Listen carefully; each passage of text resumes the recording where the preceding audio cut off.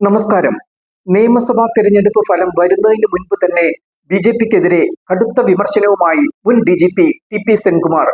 ബി.ജെ.പിയുടെ Christian outreach പൂർണ്ണമായി പാളിയെന്നാണ് സെൻകുമാർ ആരോപിച്ചത്.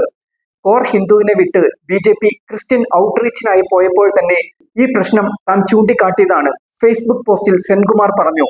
ഛത്തീസ്ഗഡിലെ പ്രശ്നങ്ങൾ ഉണ്ടായപ്പോൾ തന്നെ താൻ ഇക്കാര്യം ചൂണ്ടിക്കാട്ടി സോഷ്യൽ മീഡിയയിൽ കുറിപ്പിട്ടിരുന്നു.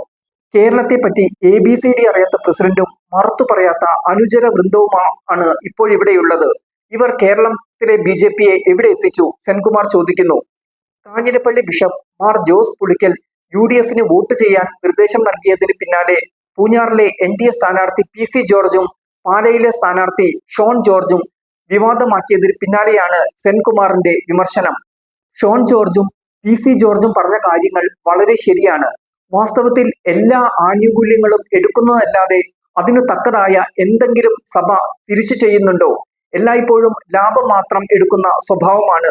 ഇവരുടെ ഒന്നും സഹായമില്ലെങ്കിലും ഇന്ത്യ ഭരിക്കാൻ ബി.ജെ.പിക്ക് സാധിക്കുമെന്ന് ഇവർ മനസ്സിലാക്കണം. അവരുടെ ലാഭത്തിന് വേണ്ടിയാണ്. അതായത് ലോകം മുഴുവൻ നിറഞ്ഞു നിൽക്കുന്ന ഇസ്ലാമിക് സ്റ്റേറ്റിന്റെ കയ്യിൽ നിന്നും അവരെ രക്ഷിക്കുന്നത് ബി.ജെ.പി മാത്രമാണ്.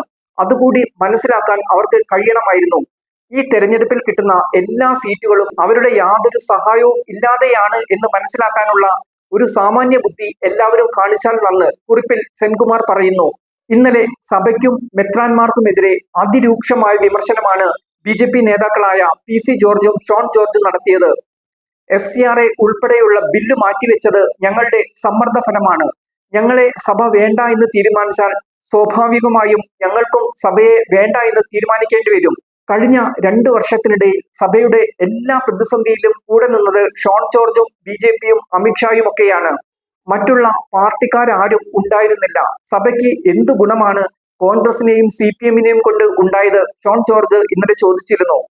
അതിലും ശക്തമായാണ് PC ജോർജ് പ്രതികരിച്ചത്. കാഞ്ഞിരപ്പള്ളി ബിഷപ്പ് മഠങ്ങളിലെല്ലാം വിളിച്ച് UDFന് വോട്ട് ചെയ്യാൻ പറഞ്ഞു. ഊളത്തരമാണ് കാണിച്ചത്. മര്യാദയാണോ ഇത്? അത് പറയാൻ ബിഷപ്പിന് എന്താണ് അവകാശം? പൂഞ്ഞാറിൽ നിൽക്കുന്ന സ്ഥാനാർത്ഥികളിൽ സഭയ്ക്ക് എന്തെങ്കിലും ഗുണം ചെയ്തിട്ടുണ്ടെങ്കിൽ അത് താനാണ്.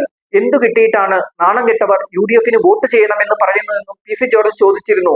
ഇതിന് തുടർച്ചയായാണ് സെൻകുമാറിന്റെ പ്രതികരണവും വന്നത്.